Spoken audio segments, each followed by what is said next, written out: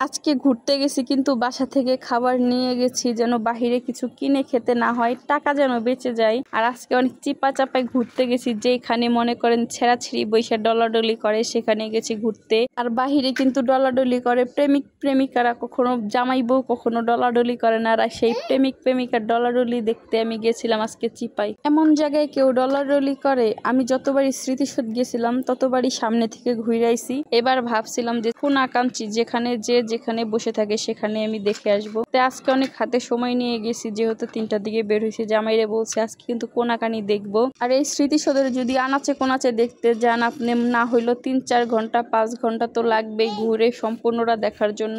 আমরা সোজামেলা রাস্তার ভিতরে ঘুরে চলে আসছি। যাই হোক, এখানে আইসা তো আমার কাছে খুবই ভালো লাগতেছে।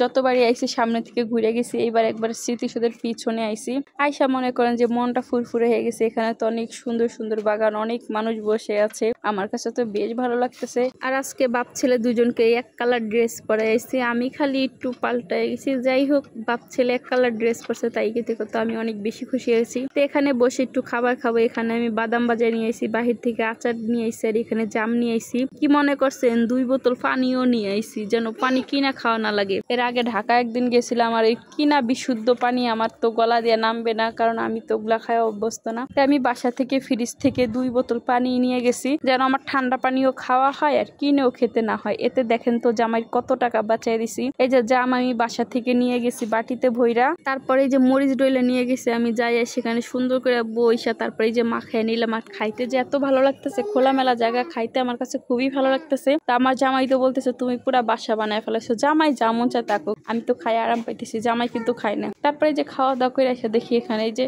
ডলাডলি করতেছে, ডলাডলি দেখার জন্য আইসি। জামাইরে জিগেলাম এরা এখানে ডলাডলি করে কাজ। জামাই আমাকে সুন্দর করে বললো এদের নিজস্ব কোনো বাসা নাই, তার জন্য এরা এখানে এসে চিপা চাপায় ডলাডলি করতেছে। এরা এসে প্রেমিক প্রেমিকা। তাইলেই বুঝলাম যে প্রেমিক প্রেমিকেরা এরকম ডলাডলি করে। কিন্তু আফসোস, আমার লগে আমার জামাই কখনোই প্রেম করলো না।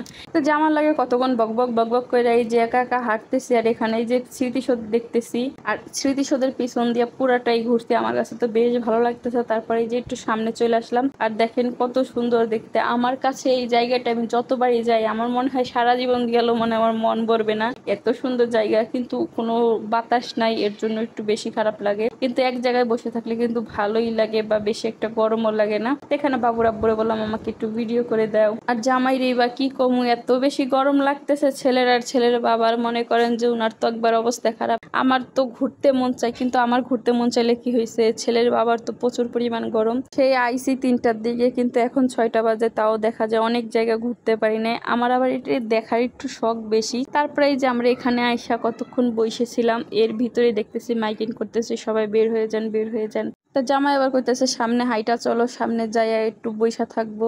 ওখানে বসতে বসতে দেখা যায় 1-1.5 ঘন্টা লাইয়া যাবে খালি করতে করতে। তারপরে এই যে আমরা মা ছেলে একটু সামনে এসে আর কি গেটের সামনে এসে বইসাছিলাম অনেকক্ষণ। বিয়ের পর আমরা সেরকম একটা ঘোরাঘুরি করতে পারি নাই, দুজনেই চাকরিতে অনেক বেশি ব্যস্ত ছিলাম। এখন যেহেতু আমি চাকরি করি না, বাবুর আব্বু একটু সময় পাইলে বা অফিস বন্ধ পাইলে আমাদেরকে নিয়ে ঘুরতে বের হয়। আর আমারও খুব ভালো লাগে এইভাবে মা ছেলে বা আমরা পরিবারের সবাই মিলে যে ঘুরতে আসি। আমরা ছোট্ট একটা পরিবার, এই হোক আলহামদুলিল্লাহ, আল্লাহর কাছে শুকরিয়া আদায় করি এত সুন্দর একটা পরিবার করে দিচ্ছে আল্লাহ আমাদেরকে। তো যাই হোক, আজকের ভিডিও পর্যন্ত সবাই ভালো থাকবেন, আর আমাদের জন্য দোয়া করবেন যেন আমরা সবসময় ভালো থাকি, হাসি